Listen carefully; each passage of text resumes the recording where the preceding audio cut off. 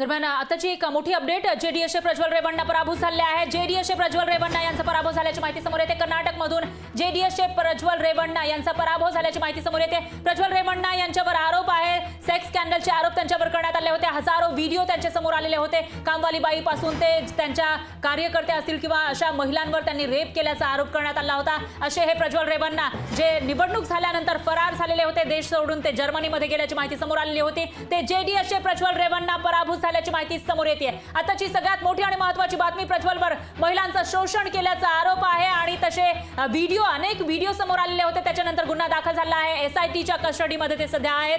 त्यांच्यावर त्यांची चौकशी सुरू असताना इकडे जो निकाल लागलेला आहे तोही त्यांच्या विरोधात लागल्याचं पाहायला मिळते। हे जे सेक्स स्कॅन्डलचे टेप बाहेर आले होते त्याच्या आधी इथली निवडणूक झालेली होती आणि निवडणूक झाल्यानंतर प्रज्वल रेवण्णा फरार झाल्याचं पाहायला मिळालं होतं। त्यानंतर 31 मेला इथं भारतामध्ये परत आल्यानंतर एसआयटी पोलिसांनी, कर्नाटक पोलिसांनी त्यांना अटक केली आहे आणि आता जे निवडणुकीचे निकाल येत आहेत ते अतिशय धक्कादायक आहेत। तब्बल 44,000 मतांनी प्रज्वल रेवण्णाचा पराभव झाल्याची माहिती समोर येते। प्रज्वल रेवण्णा हे खासदार होते, मागच्या निवडणुकीमध्ये निवडून आलेले होते आणि एनडीए मध्ये सामील होते। त्यांचा प्रचार करण्यासाठी स्वतः पंतप्रधान मोदी आल्याचाही आरोप करण्यात आला होता विरोधकांकडून। तेच जेडीएसचे प्रज्वल रेवण्णा हे लोकसभा निवडणुकीमध्ये 44,000 मतांनी पराभूत झालेत।